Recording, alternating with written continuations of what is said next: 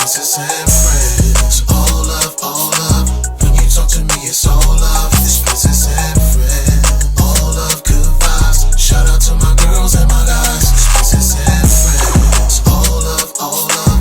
When you talk to me, it's all love. It's princess and friends. All love, good vibes. Shout out to my girls and my guys. Hi guys, welcome to another episode of Princess and Friends. You know what it is, your girl Princess here with another amazing guest. Today I am here with the absolutely amazing, introduce yourself darling. Ksoul, honey. Ksoul! Oh Hey. my God, I am so happy to have you here, girl. Thank you for having me, Princess. Honestly, this girl's been running from me, I'm telling the world. You I'm have to telling love the me. world. But I've caught her, I've got her, and we're going to get straight Yes. into it. Honestly, you are a superstar. I want you to know that.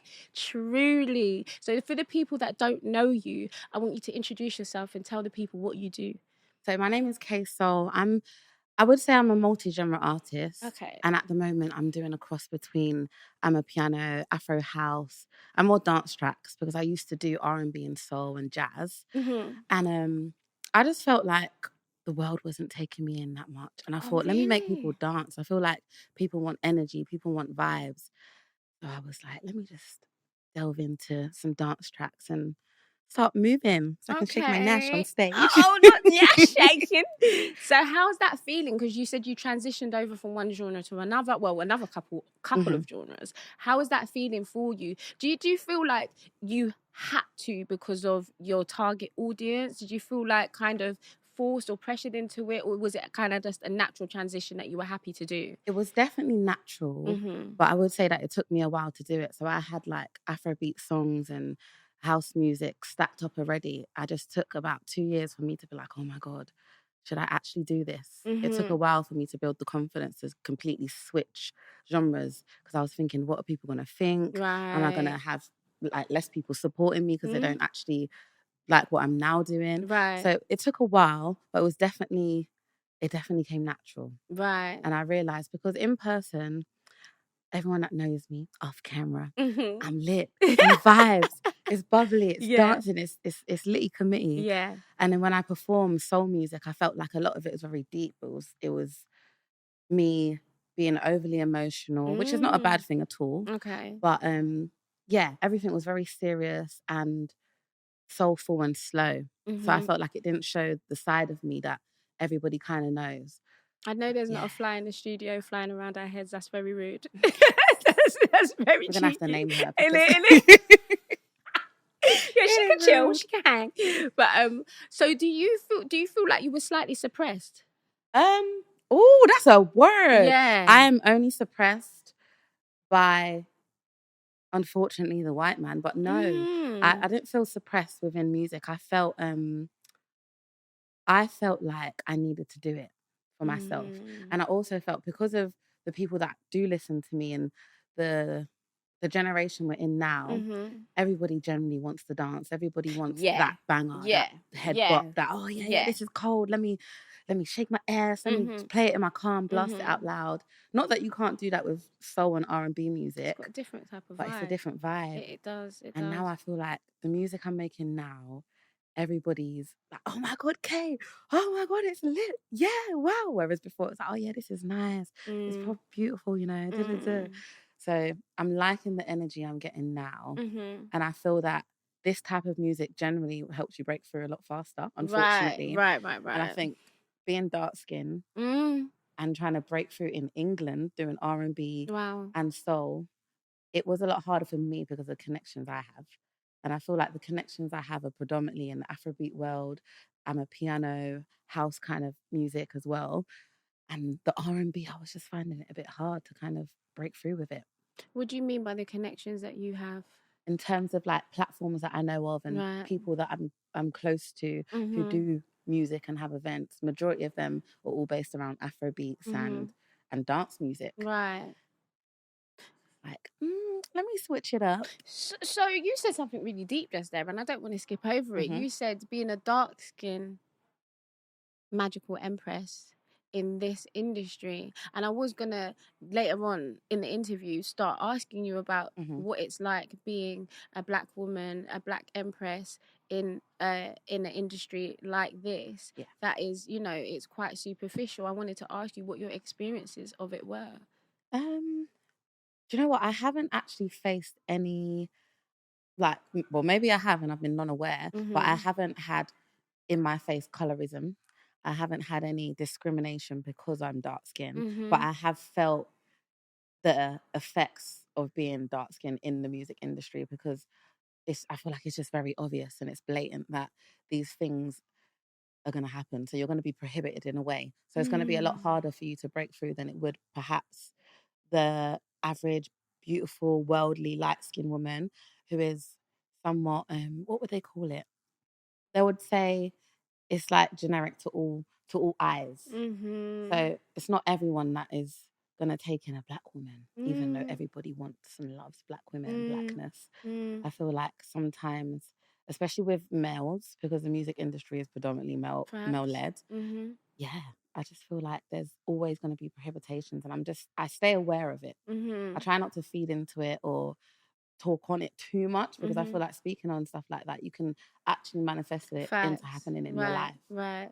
But I've always felt confident being a black woman. I'm just aware of the industry and how it can be, because I've always had light-skinned friends and mixed parentage friends and whatnot. So I've never kind of felt indifferent, if that makes sense. I've always felt sexy. You are sexy. Girl. You are. You killing them. So are you.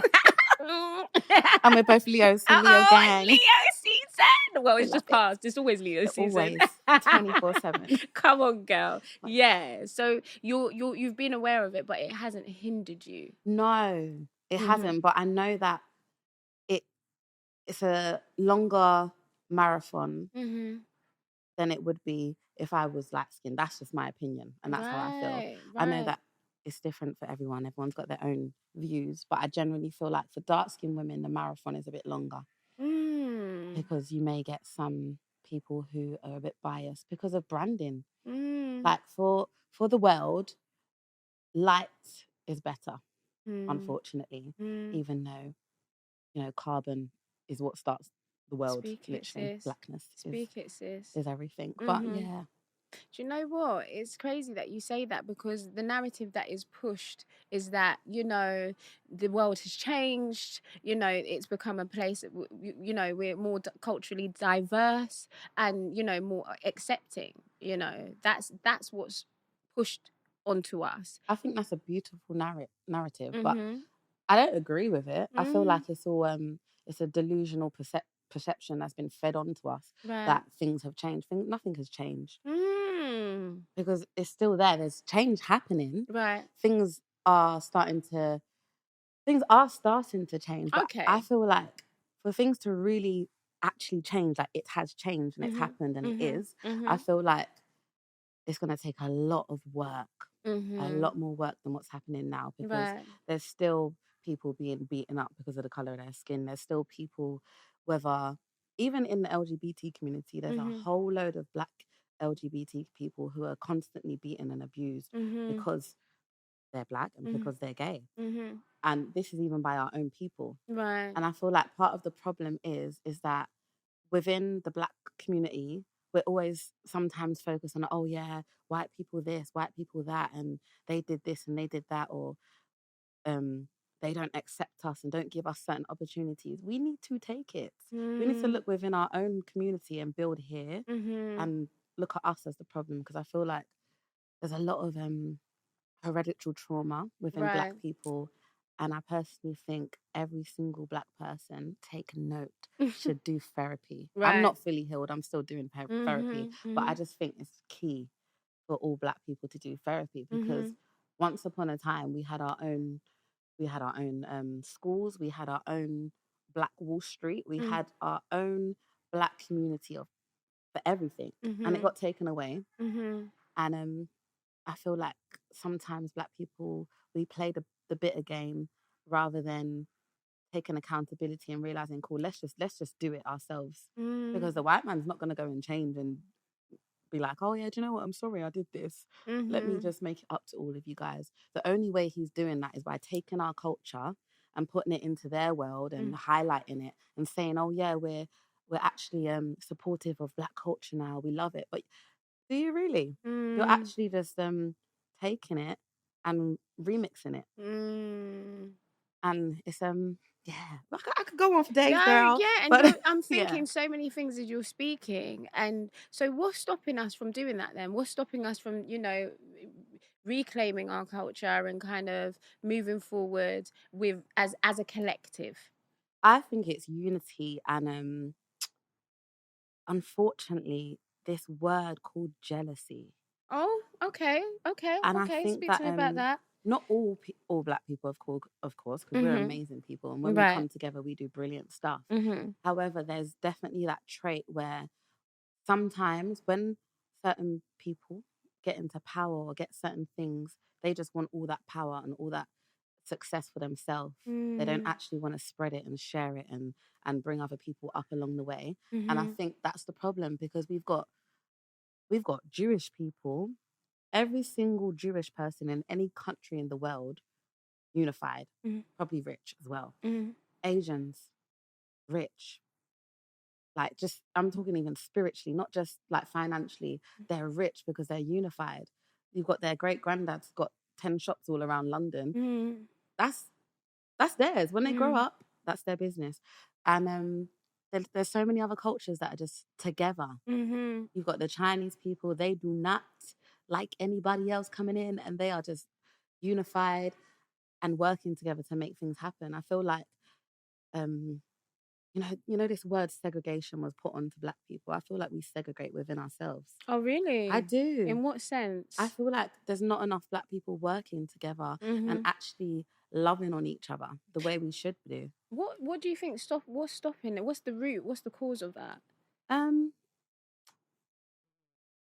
what is the root and cause? Some of it going back to hereditary trauma because Mhm. of certain things that we've been through and Mhm. what's in our DNA and how we act generally. And then part of it is, I think some of it is an individual thing because everyone's different. It depends on the household you were raised in and what kind of mindset your parents had and how they see love and how they show you love. Because I was talking about that yeah, on my other interview with Andrew Fuller. mm, Literally about that, and it's becoming a reoccurring theme. yeah. Mm. Because everyone's been raised differently. Because even in my last relationship, I realized that the man I was with was raised in the patriarch. Mm. So in his world, men are in charge, men are the bosses. Whereas I was raised by the matriarch. So in my Right. household, the women are the bosses, the Mm. women are the ones in control Mhm. and kind of saying what's what. So I feel like sometimes that can come into play a lot. Hmm. The whole, yeah. Do you believe that Black women are raised to be wives? Some. It definitely goes back to the household and what countries you are from and Mhm. what the culture is there. Right. But definitely today, I don't think all women are raised to be wives because I feel like there's a lot of children having children, and now Mhm. parents are teenagers. Parents are of this generation, Mhm. which is a bit wild. Mm. And girls are out here putting their babies in crop tops and doing their baby hairs. There's a lot. Yeah. There's a lot going on. Yeah, there is. So I think it varies, doesn't it? Mm. It's subjective to individuals. What does being a wife look like to you? Um, That's even if I'm assuming you want to be a wife. I do. I would love to get Mm. married, but to be honest, I have no idea what a wife looks like to That's me. honest. That's real. Only because I value having my career more than I value. Oh, Um, really? I do. I want my career to happen and everything I want for myself and my friends and my family to run more than I actually care about having a child right now. That's how I Mhm. feel. Having a child, but what about having a relationship? Because Or having a having a child relationship comes with that. Yeah. doesn't necessarily mean having a child straight away. Mm. But do you feel like, because I know a lot of people feel as though, and it's not right or wrong, but a lot of people feel as though having a relationship hinders them from achieving their goal. A lot of people say, I'm not focused on that right now. I don't want anything to distract me. I want to just focus on my career and getting to where I'm going. Do you feel like that? To a degree, but I also know that the right man won't be a distraction. That's what I think. Yeah. I feel that. Yeah. Because if you come across the right person, obviously they'll support Support you, you, they'll right. motivate you, they will, just tell you where you're going wrong and where you're going right. They'll be there for you. Whereas obviously there's some men who are complete distractions because perhaps they're led on emotion and they want to take up a lot of time rather than giving you time to focus on what you need to focus on. Do you feel as though some men that you've been with have been kind of jealous or competitive or not wanting you to be in the limelight? Because that's a lot for a man. I mean, you're an absolutely stunning empress, and yeah, it's not just physical, it's internal as well. You're a beautiful soul and people can feel that. So you being out and kind of experiencing people and showcasing yourself and your music and your work and just shining your light, it can be intimidating to some men. Have you experienced that? No.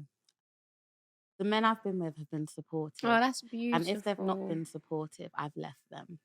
Because my music is like my child. So if you are not sharing my music and you feel like you should, if you feel like you have the right to be inside of me or have my love and my affection and my energy, you should be promoting my music 100%. If you don't like my music, I know not everybody's it's not for got the everyone. same taste and Yeah. it's not for everyone. However, I just feel like my man generally needs to like my music and want to share it. And if he doesn't, then he's just not for me. Facts. Yeah. I stand 10 toes down on that It goes as well. with anything, with any female. Like even if you're a hairdresser and your man doesn't like promote to other people, oh yeah, my wife, she does hair or she does nails or she's got her own business and sells clothes, whatever it may be. Like if he is not supporting you, girl, you better run because that man. You better run. Tell him again. You better run. You better run. If he's not supporting you, can we say that in sync? If he's not supporting you, you better run. Okay, because honestly, I don't think it's such a huge deal. Like when you are pursuing anything that you love, like if your teammate, because that's what I see it as, like you're my team, we're on the same team. If your teammate is not riding for you and supporting for you and cheering for you, like I feel like that's a distraction in itself. Honestly. It's just unhealthy, isn't it? Like you don't. Even when you said your music is not for everybody, even if you don't, that's not your type of genre. Vibe, that's not your type of thing. I'm doing it. I'm doing it. Love it because I'm doing it. And you should want whoever you're with to be better and do better, no matter of whether what they're doing is your taste or not. You know, as long as they're not doing some crazy shit. Doing some crazy shit like what? What's a no-go in a relationship with you? This, I didn't even plan to talk to you about this, but since it's come up, what's a no-go? Like a total, if a guy is doing what's a deal breaker? Like, I can't be with this dude if he's doing this. If he's like, ooh, there's a lot of things. Go on, talk to me. So if he's online, out here, and he's not any kind of like body influencer, not a fitness coach or anything, and he's out here taking like nudes every day and posting it on his page. Not nudes. I would be like, boy, what are you doing? Not nudes. But that's extreme. Nudes, you know. If he is selling drugs, and doesn't have a legit job alongside that, or a legit investment from that unfortunate illegal money, that's a problem. If you're planning to set yourself up for failure, prison or death, that's a big concern. Failure, prison or death. That is a big concern. Right. Because I feel like there's a lot of men out here who are in the position where they're literally set up for failure, death or prison, and they're coming in women. And women are allowing it. Imagine. Woo! The ghetto. Yeah, I feel like it's very important to be with a man who is motivated and motivating. Right. Because someone can become very unattractive if they don't have any will to do better for themselves. That's what it is. If a man does not want better for himself and I end up feeling like I want better for him more than he does, then I'm like, ooh. So what do we do here? And then I understand the narrative. Oh yeah, you need to be a strong woman and be supportive even when your man is down. I get that, but I don't have any time for signing up for struggle. If I'm fine by myself, why would I then come out of having peace to go into Wahala Right. voluntarily? Voluntarily Hey, putting your girl. hand up, volunteering me, please. No. No, let's get out. No. How have you been treated by men in the industry? I would say respectfully, other than there's only been one person that I've worked with who I had an issue with Oh because wow. they just all right, they invited me to a studio session and I already knew who they were. So I thought, oh my God, this person's hollering me. They want to go studio. This could be brilliant. I could get a banger and it could really go off. And instead of sitting in the studio chair, they decided to come and sit on the sofa with me and put their hand on my thigh. And I looked, I said, wow, what's your hand doing there, my friend? Why are you not in this chair? And they were like, oh, obviously, I just want to get to know you. And like, you know, I was thinking, yeah, bye. So how did you handle it? I left. Really? I left. They offered to drop me home because at the time I wasn't driving. I Right. said, no, it's okay. I'm getting a cab. Fine. I was jarred. But it just it goes to show sometimes in the industry, some men, depending on themselves and how they were raised, they might just be there for the vibes and just to see if they can get something out of you because perhaps you're pretty, perhaps you've got a good energy, and yeah, you can sing or whatever, but That's secondary to them. that's secondary to them. Yeah. I'm glad you've only experienced that once. Yeah. So am I. Yeah. And I feel like I manifested it into not happening again. How did you do that? I prayed and I prayed that I do not darling. attract such people. And I've always said that with energies, I always pray that they bounce back to sender. So I kind of like pray that I have this wall around me that protects me from any negativity or any evil eye or whatever it is. It's not even gonna touch me. Right. It's just gonna right back. I like that. I like that a lot. And I like that you didn't itch and you didn't pander to that type of behavior, because a lot of women, unfortunately, especially young women in the industry, they can feel intimidated and feel as though if I displease this person, then that means my opportunity is gone. But that's a personal problem. I feel like this is where women need to start looking into their own worth and their own emotional security. How strong are you internally before you put yourself in certain rooms? Are you gonna quiver? Are you gonna fumble? What are you gonna do? Have you built the strength, the emotional strength to be aware that some men are like this and you're gonna have to handle it in a particular way, which is leaving rather than giving in? Like sometimes not everybody's ready for the rooms that they put themselves in. Wow, not everybody's ready for the rooms. Yeah. And it's okay not to be, because there's definitely been rooms I've been in and I've been like, oh yeah, it's early. Oh really? Really? Yeah. Definitely. In what respect? Like, do you know what? I think it was 2 years ago, I was in Ghana and I had this friend that just said that they're going to give me the opportunity to go to this event and be on a table with big artists like Steph London, Davido, Popcorn. Wow. All of these, I was on their table by myself. I was in Africa by myself. Wow. And I looked around at everyone on this table and I was like, oh my God, I know every single one of you. And you lot's pockets, yo. Well, hopefully it's looking cute still. Yeah, you looking cute, girl. But yeah, the room was just, well, the table alone, I was just thinking there's a lot of money here. There's a lot of success here. And I realized for my own, where I was emotionally and spiritually, and just as a person, as a woman, I felt like my confidence level wasn't where it needed to be for me to do the job I should have done when I was on that table. So I felt for the first time in my life a little bit starstruck. And I didn't say very much. I said hello to everyone. I spoke to everyone. I made sure they knew I was there and my presence was known and seen. But I didn't do the whole, oh yeah, I do music and you should listen to me and You didn't plug yourself. No, I didn't. Oh, girl. Because I was by myself and I felt so shy. Like, I don't know what came over me. I just felt shy. I was just looking at everyone like, oh my God. Popcorn came up to me. He was like, you're right. I was like, yeah. Oh, you're joking. No. And I think it was a lot of the energies that I had at the time, but also probably if I had a friend with me, I probably would have been a little little bit bit more more confident, confident. and she probably would have been like, Reese, Mm-hmm. you gotta say it. Right. And then even like just having a team as well, perhaps if I had management at the time or certain people that I have around me now who are motivational, because I have a mentor now who gives me a lot of advice. Mm-hmm. If I had those people in my life at that time, I reckon I would have done the job. Right. So how important is a team in this industry? Very important, because you're not going to get anywhere without support and help. Mm-hmm, mm-hmm. Well, you can. Some people do it by themselves Right. and they make it, but it's definitely hard.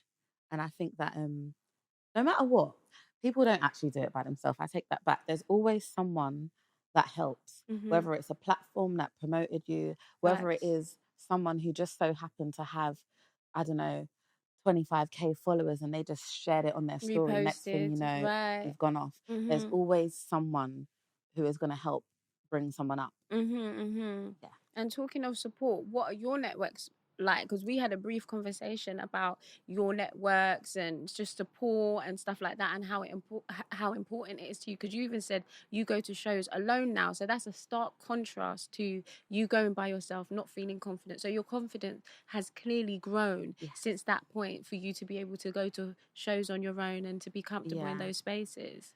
I feel like generally that time when I went to Africa by myself, I did that deliberately Oh to wow. challenge my Oh confidence. okay.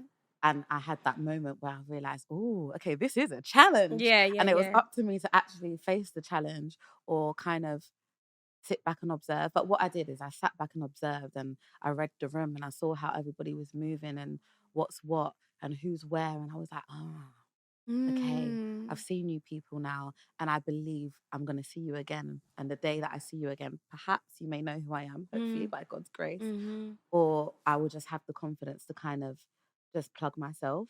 So you still learn. It wasn't a waste of an experience. No, not at all. Not at all. Yeah. So what does the support look like now in your personal networks? Because I have these conversations with artists all the time, and it's like not being supported by friends can make you bitter sometimes. Do you think that friends should always support you? Because we just spoke about partnerships and our partners should always support us and love what we do.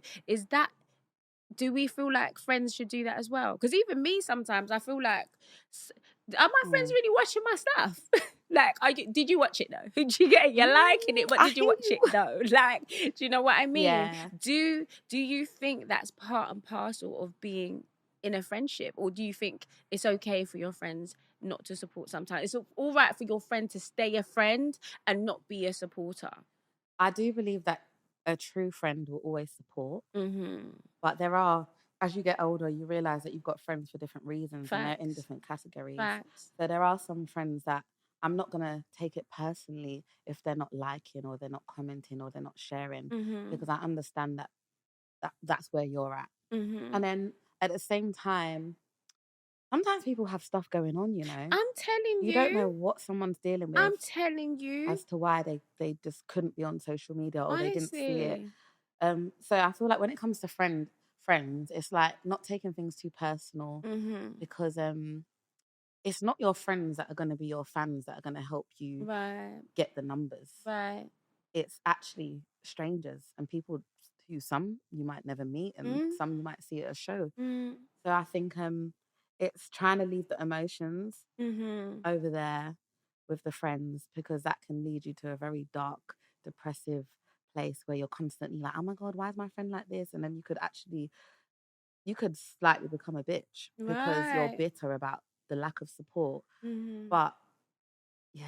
Rather than focusing on the people that are actually supporting you as well. And also, what does your friend feel? Does your friend feel like you support them? Is another question. Because I feel like a lot of people feel entitled to getting support and getting stuff, but perhaps they're not the supportive friend that they think they are. Right. They don't reciprocate that. Yeah, it goes hand in hand. And speaking of social media and taking a break and stuff like that, you recently took a break from social media. I did. I saw it, girl. I was like, where's my Ksoul gone? I need some nash shaking. I need some, melodies. What's happening now? But I respected it because I was like, we all need to do that sometimes. What led to that break? I had a breakup. Oh, did you? I did. What clown broke up with my babes? Well, I broke up with them, girl. What clown made my babes break up with her? Can we not? What happened? Do you know what? I was in. Do you know what? I was in the stage a few months ago where I was very much so in clown vibe. But now I've done a lot of thinking and therapy and Oh snap! stuff. Were you the clown? No, I Oh, wasn't don't. the clown. Okay. But I definitely I have to throw some respect where it's due. Do it, sis. Because as much as there were problems and there were issues, Mm-hmm. that was the first man that's ever helped me in the way he did and loved me with so much passion. Fair enough, it may have been a bit of a love bomb situation and to a degree feeling a little bit you know when something's heavy and it's just all over you and it's intense and you've not really had it before, so it feels like infatuation rather than love. It can be a lot, but it taught me a lot of things. I think it was probably my most serious and longest relationship I've ever had because I've never really taken men seriously. Okay. So I took that person seriously. So what made you take him seriously? His love for my music. Oh, really? His love for my music. Oh, wow. He would do anything to try and help me get more numbers on my videos, share it to people. If he knew about clubs or people that worked in venues, he would make sure I'm on the lineup. He would, he done a lot of things which are my love language. And my love language is showing love and support for my career and my music because that's my child. So he did that. And then obviously there was underlying other issues because he was a Nigerian man. He was. Is. Yes. Okay. Yeah. But yeah.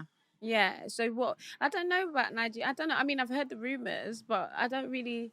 I don't know. What's the experience like? Hey. I'm going to take a drink. Me too. Let me sip. Cheers, babes. Cheers. We go cheers to them. Same way. Cheers to the Yoruba man. I've heard a little bit. You know what? I heard some things as well, yeah. And I was in denial. And I thought, oh, that's nonsense. Until I realized that I was in my car one day driving away because I was pissed off. And I decided to turn around and go back to argue my point. When usually I've never been the type of girl, if I leave, I'm gone. Right. You might not ever see me or hear from me again. So it's like, I feel like Nigerian people and the men, most especially, they're just special people. They've got some, I don't know what it is. I can't put my finger on it yet.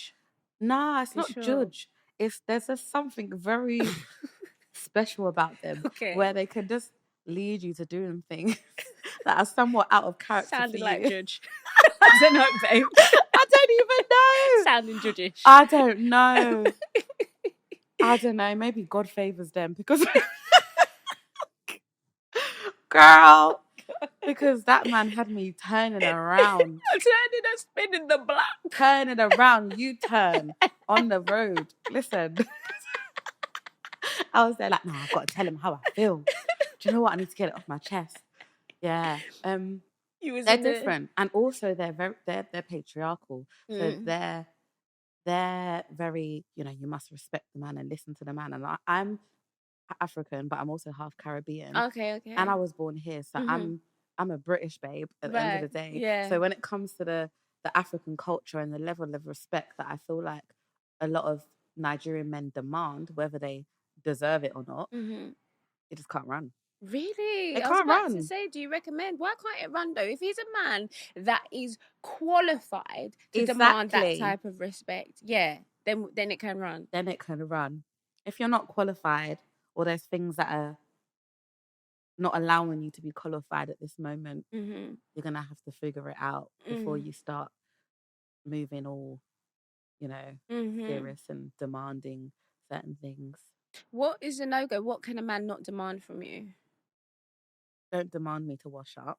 If I have a dishwasher at home, I'm not doing it. And my nails look cute. I don't like. You do have cute nails. You do. And changing my clothes. I was going to ask you about that. So if a guy says, babes, I feel like, you're doing a show today that's going to be a bit too revealing. I'm not going to be with you. I feel a little bit uncomfortable with that. How are you responding? When you met me, my Mm-hmm. dear, Mm-hmm. you loved it. Mm. You loved it. Now suddenly you've got me. You feel you're feeling pressure. You feel suddenly insecure and you can't handle it. Yeah. Any man that is gonna be with me is gonna genuinely love the fact that I want to be a star. They want me to be a star. They want me to flaunt what I have. And it doesn't necessarily mean that because my breasts are showing or I got a bit of leg out that I'm inviting people to touch or inviting people to come over and embody me or whatever it may be. Yeah, I feel like it comes with the artist and how they are, what their brand is and what they dress like. Mm-hmm. And it has to be accepted in my point of view because Mm-hmm. I'm not about to conform because of a man's views Mm-hmm. on how I dress because I Mm-hmm. actually don't think I dress terribly. Mm-hmm. And also, I've got big boobs. Mm-hmm. So when I wear certain things, it's not because, oh, yeah, you're showing You're breasts, you're trying showing to. cleavage. They're just That's big. how the clothes fit. Right. Yeah. Because Yeah. if they were small, you wouldn't be saying anything. Yeah. Do you know what? And that's the reverse of body confidence or and empowering women and things like this because because the reverse of that is wearing stuff that doesn't actually fit you to cover your boobs and things that you're not actually comfortable with because you're so conscious of the fact that your breasts are giving main character energy in your outfit. Now, I went through that where I was just wearing clothes that were just far too big for me at a stage in my life because I was thinking, well, like, I've got to do something about this. Like, it looks like I'm trying to. And then I just thought, but when women with smaller breasts, they don't do that. They don't have to worry about that. And I just want to be comfortable in what I'm wearing. I know this is my body shape and I don't want to be shamed for it. I'm not purposely trying to overtly like wear things all the time to flaunt them. And I feel like you can shame someone. We talk about body confidence and being comfortable in your own skin and things like this, but then you can be shamed for your body shape as well. You know what? You saying that word, I read something today and it said you can't shame someone into change or evolution. It must happen naturally through growth and healing. And I feel like sometimes in relationships, sometimes men can try to shame you into changing how you dress or changing how feminine you may be. And that's another thing. Talk to me. How feminine we are as Black women sometimes. Because I had a Black man tell me not long ago that, oh, I feel like you're not being feminine enough. And I think you give very feminine energy. I think so. You do. But I also feel like men have to give room for that. If you make me feel uneasy, naturally I'm going to step into my masculine energy because I'm going to have my guard up and protect myself. Yeah. So I feel like, some men need to pay some mind towards how comfortable they make women feel as to whether I can be a soft butterfly or candy floss around you. Can I actually be that soft and vulnerable around you? Am I protected? Am I safe? Which is the question. It can't just happen. It's like just trusting anyone with your soul and your spirit. I refuse. Well, it's not sensible, is it? No, it's not. No, it's not. And we make sensible decisions around here. Sometimes. That's honest. Sometimes. Yeah, drink to that. Let me Drink sip. to that. That makes sense. So, sis, talk to me about your up and coming projects. And I know you've just dropped something, so talk to us about that. Yes, I just dropped a video. It's amazing. It's called Call on Me. It's I'm a piano, I'm a soul, which is like I feel like I created the genre. Oh, stop it. No, did you hear that, guys? Don't miss that. Don't miss that. So you created a genre. Talk to me. Small. Small. Yes, we're getting somewhere. I called it I'm a Soul because my name is Ksoul. And I just thought I'd put my own little spin on I'm a Piano because I'm not South African. Where are you from? Ghana and Jamaica. Oh, beautiful. And I know that like the South African scene with I'm a Piano is hard to break through and actually get their approval because it is their genre. Right. So yeah, I thought let me just see what I can do, put my own spin on it and create Amapiano with a bit of soul. Mm-hmm. We call it Soul. I'm a soul. Yeah. That's so cute. I love that. Thank Yeah. you. So where can people find you? Call Me, your video and your The song. video is on my YouTube channel, Mm-hmm. and the track is out on all streaming platforms. So go and stream that, guys. Please run it up, put it on replay. Come on. So call on me on all platforms Yes. and on your YouTube. What's your YouTube name? Ksoul. Ksoul. Yeah. Awesome. So is it Ksoul everywhere? Ksoul everywhere. My socials are Ksoul_8. Right. Because of the infinity sign. And my Oh, birthday is the 8th of beautiful. August. Come on. Yeah. And you just had your birthday as well. Yes. Oh, beautiful. How did you spend it? Do you know what? It was the most chilled birthday I've ever had in my life. I've always, you know how us Leos are, we're dramatic. Yeah, Big very. party. Very. You know, it's a me day. Everybody needs to celebrate us. It's not a B day, it's a me day. It's a me day. But I literally was like, you know what? I'm turning, I don't even want to say it. It's okay. 20 something.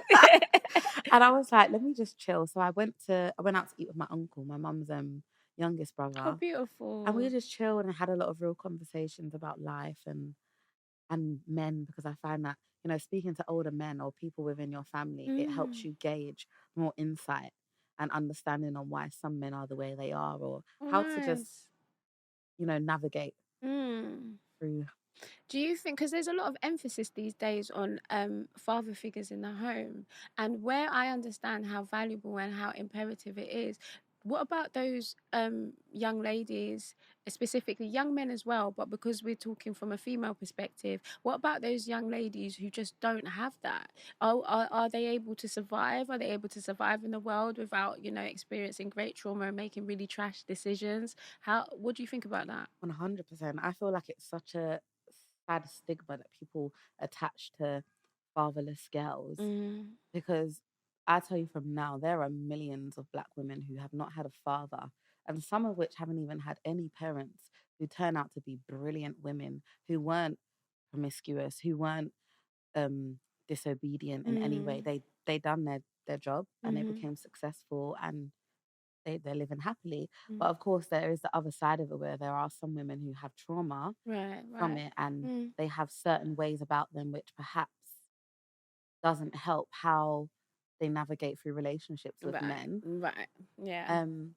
But yeah, I feel like it's definitely an individual thing. It's not something I feel like you can generalize, but it does have a big effect on women. Right. 100%.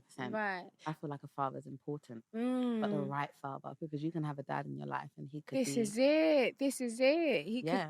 He could be present, but not really present. And I don't think that's really spoken about enough. Because I know a lot of people in relationship with, it looks great from the outside because, you know, you've got a home with two parents in there, you're parenting together, you go and do things from time to time together. But really being present in the home, and productive to your child's development, conversations, it's just not there. It isn't there. So yeah, I think a deeper conversation needs to be had on what that actually looks like. Do you know what I mean? And I do think that narrative that is being pushed is really important, that you just said that there are a lot of successful young women that come out, because I think that scares a lot of women into getting into relationships with men that prematurely, without doing, you know, too much due diligence, or just at a stage where it might not be, you know, right for them, just because they don't want their children to be without a father figure in the home. Do you know what I mean?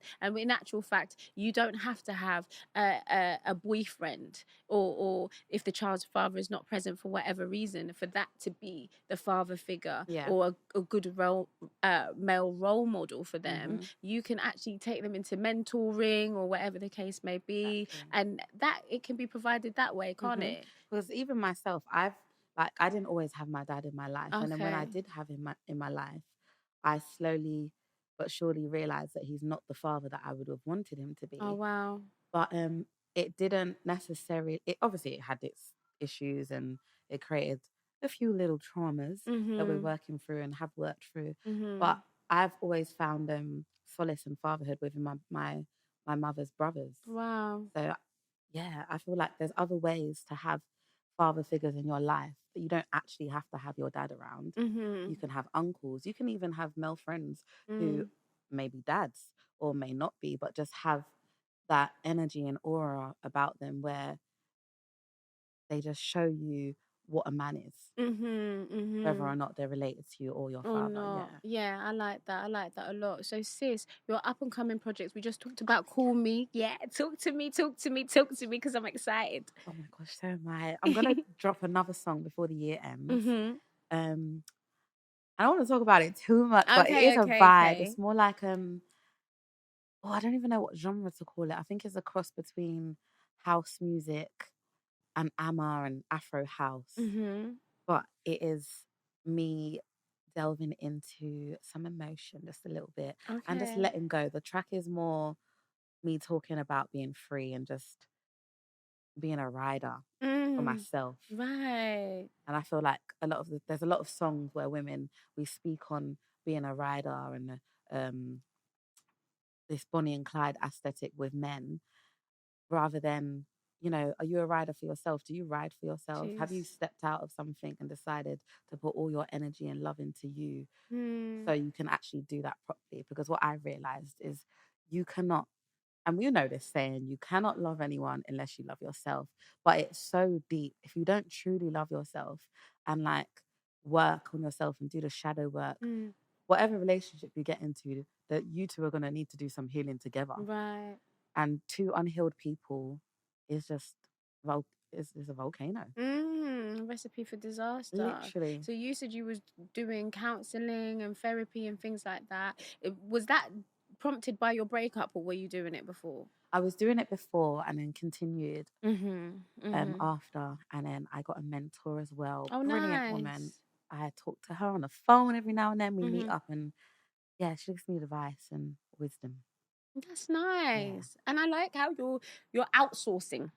Yes. Instead of relying on networks, because a lot of people just say, oh, I don't have it, I don't have these type of role models, I don't have these type of people around me, and they really despair. But you can actually position yourself with people that are maybe not in your immediate networks to help you and support you, right? Because you do have to find it. I feel like, especially women, like as women, I feel like we need to look to other women a lot more who are doing well, even if they're, well, not to say that they're not doing well, who are just, they're here, they're present, and they have love and wisdom within them. Just look to them, go and have these conversations, unify and heal. I feel like conversations heal. Yeah, they do. Conversations do heal. Do you think sisterhood is a real thing right now?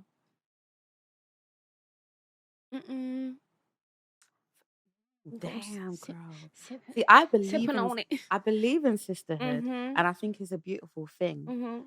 Whether it is real is a question. Because we like to talk about it a lot, but I don't see it enough. Do you understand? A lot of things are spoken about, but they're not actually happening. Right. So it's like, there's a lot of support, that I think is mediocre, and sometimes it's based on where the person's at and who they're around or what rooms they're in or what they can do for you. So it's like, how real is it if you're actually seeking return with everything? Not everyone is genuine, and not everyone's genuine. I feel like there's a lot of sisterhood friendships that need to have deeper conversations rather than surface level.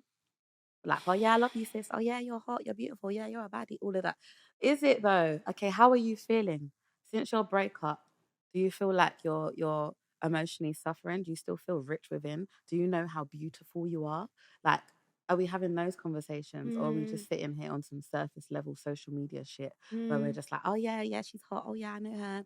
Or, like, I feel like sometimes sisterhood can be very. I just think it's a bit sometime-ish at the moment. But I do have personally friends in my life who are real, who are there for like the hard times. They're not there for me because they want something out of me. They're there because even if I've got nothing to offer, they've got me. And I feel like that's what real sisterhood is being there for someone when they've got nothing to offer you. Right. Or when you've got nothing to offer them. So I feel like we need to take our wigs off and let the crown breathe and align our chakras and really figure out whether we're in this seriously, or it's just for social status. I agree. I Yeah. agree. I agree. I think it's very superficial at the minute for the majority of the time.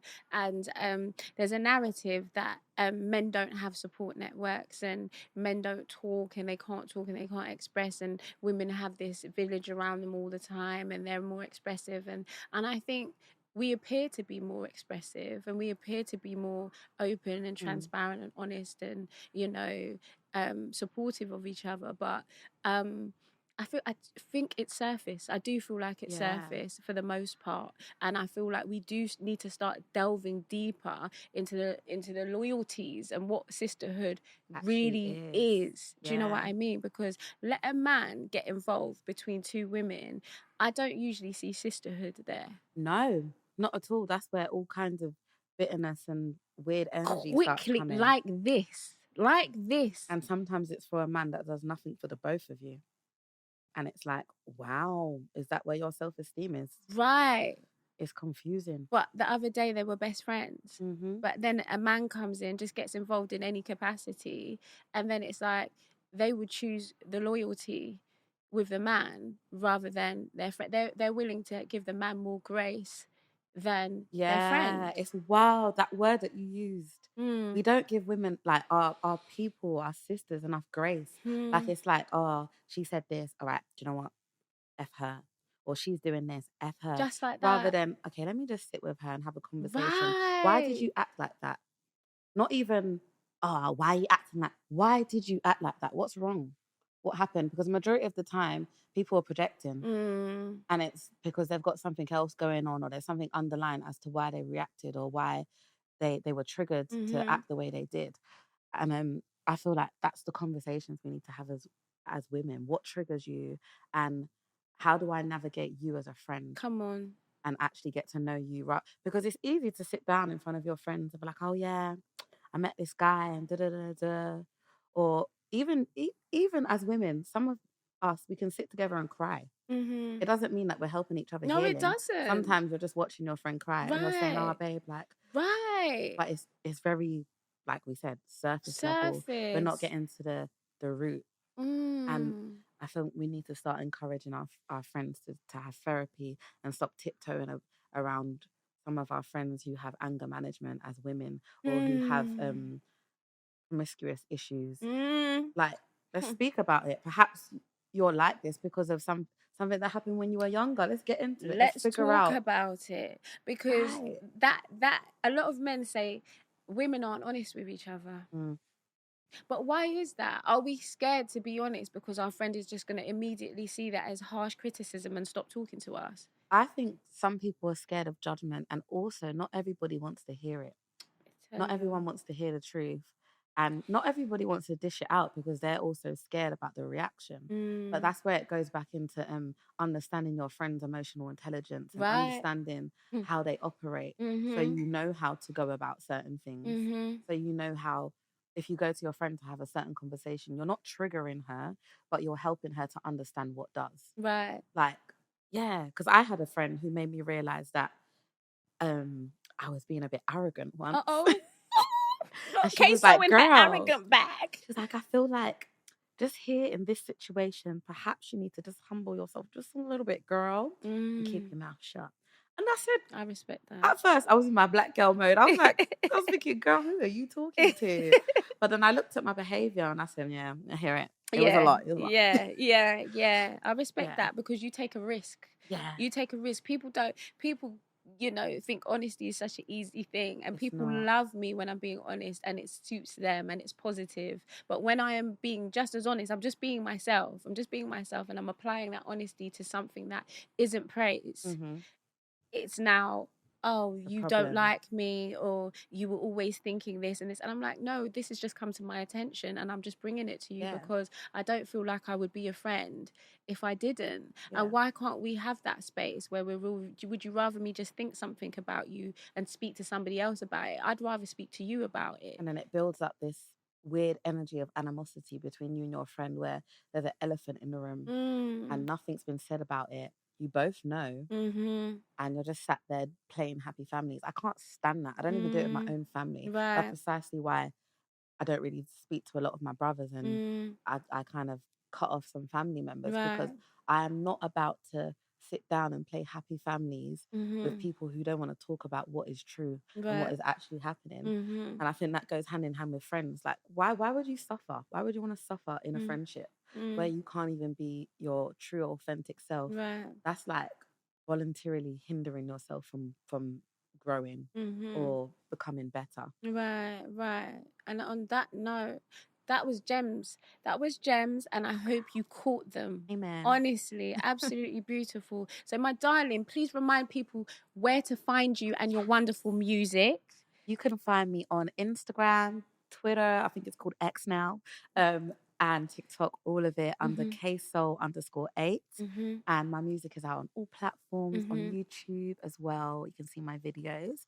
And that's all Ksoul. It's K_SOUL. Amazing. Thank you so much for joining me, my darling. I would love you to come back in. I want to, because I can talk for England. Honestly, will you do a little sing song for me before you leave? Yeah, okay, cool. So we're going to close the interview and then you're going to come back and we're going to have a little sing song. Okay. So guys, thank you so much for joining me. You already know what it is. This podcast, this interview is sponsored by Blue Rum. Please go and check them out on their Instagram. Ksoul, take a sip and tell me, give me a live review on how you feel about this punch.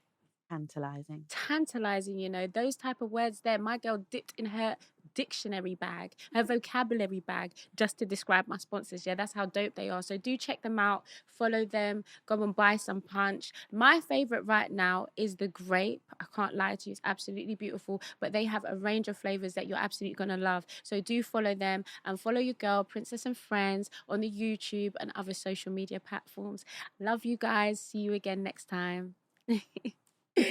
I love.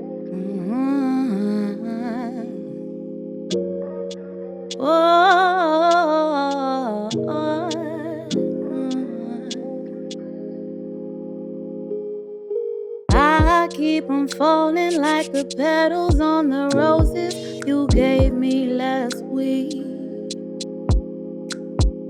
I keep on falling like the lies from your mouth. I can't seem to stop the tears. Implemented too much fear. Life without you here. Would I shed a tear? Whether close or near. Go out my way, change my number. Call locksmith for the dollar. You got me fucked up. This can't be what love does. Oh, calling back for the toxic love. I kick him out after I come. No service, like no ticks and balls. Can't say what's up, cause I don't trust. Done with this thing, I gotta call it off. This boy love make me move real lost. Can't be love if I get ripped off. If I stay or go, it still be rough. I got no hands, but I still feel cold. Tied up, light up, feeling rough. I keep on falling like the petals on the roses you gave me last week. I keep on falling like the lies from your mouth. I can't seem to stop the tears. I keep on falling like the petals on the roses you gave me last week. I keep on falling like the lies from your mouth. I can't seem to stop the tears. I'm falling like the lies from your mouth. I keep on balling. I can't seem to stop them now.